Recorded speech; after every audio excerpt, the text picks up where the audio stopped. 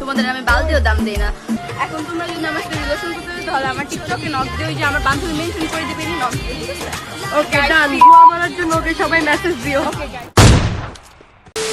Viral হতে কে না চায়, কিন্তু কেউ নিজের মান সম্মানটাও সেল করে ফেলে, তাও আবার বান্ধবীর বয়ফ্রেন্ড দিয়ে।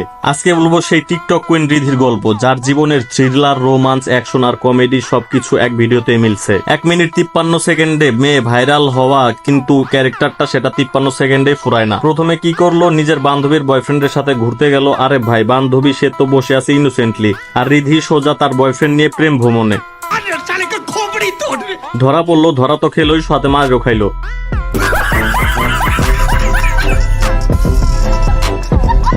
লাইফস্টাইল এক্সপোস্ট, মনে হচ্ছিল টিকটক না নেটফ্লিক্সের এক্সপোস্ট চলছে।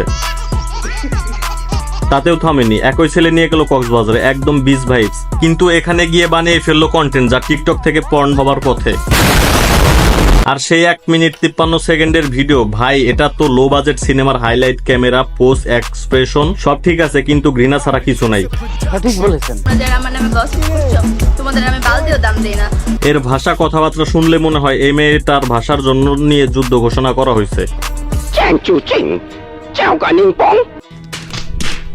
এখন এসে বলবে ডোন্ট জাজ মি, ইটস মাই লাইফ। আরে বোন, তোমার লাইফ, কিন্তু ফুটেজ এখন পাবলিক প্রপার্টি। স্ক্রিন রেকর্ডের যুগে কিছুই আর প্রাইভেট থাকে না। রিধির মতো মানুষদের জন্যই এখন মানুষ আর কাউকে বন্ধুত্ব বা বিশ্বাসে আস্থা রাখতে পারে না। ওরা ঘরে ঢুকে শত্রুর কাজ করে। তুমি যদি অ্যাটেনশনের জন্য সব ছাড়তে পারো, তাহলে তুমি ইনফ্লুয়েন্সার না, তুমি একটা ওয়ার্নিং।